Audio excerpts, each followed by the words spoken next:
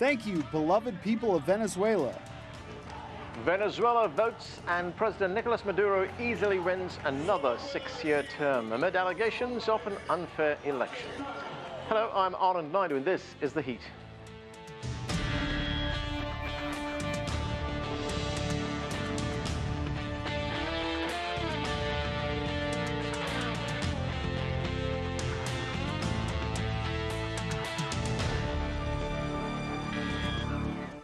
Winning nearly 70% of the vote, Venezuelan President Nicolas Maduro secures a second term, but the US has called the election a sham, while opposition candidates say they won't recognize the result.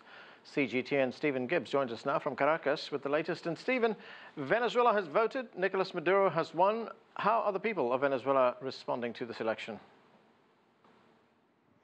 Well, in many ways, it's quite a subdued response, and it was a subdued election. And why is that? That's because 54% of the people here didn't vote. That's the lowest turnout in more than 2 decades. But in terms of those that did vote, the supporters of President Maduro, we saw them last night celebrating outside the Palace of Miraflores, the presidential palace here.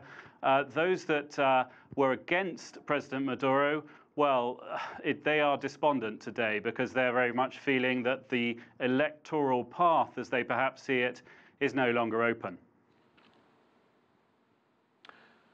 So if we look at the international reaction so far to this election, Stephen, some neighboring countries, regional partners, say the vote must be respected, while others are saying it is illegitimate. How important is this international impact for Nicolas Maduro and for Venezuela? Yeah, I mean, what's been happening really over the last 4 or 5 years here in Venezuela is a collapse really of the economy, and many people see an erosion of the institutions here. And there has been a division in Latin America, in this region, about what to do about that. And that's becoming more pronounced. You've got some countries that are absolutely loyal to Venezuela, countries like Cuba, Bolivia, El Salvador. But other countries in this region are getting worried, and that is because of that collapse of the economy here, Venezuela is no longer becoming a problem just for Venezuela. It's becoming a problem for its neighbors. We're having a serious issue of migration.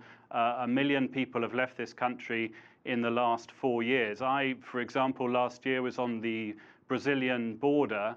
There you have a little town with 4,000 people, and it's having to deal its hospital with 100,000 people, and that was last year. Things have got a lot more serious. So that is one of the reasons that a lot of the countries in this region are paying attention to Venezuela. They need this crisis to stop. They're hoping that the migration will be controlled, and they are currently, a lot of those countries, feeling that the way to do that is to try and get some sort of restraint from the Maduro government, and they are siding in some ways with the US attitude, which is a hard attitude, putting sanctions both on individuals in the Maduro government, and today we just heard beginning to put sanctions on the economy too. Thanks, Stephen. That's CGTN Stephen Gibbs reporting from Caracas.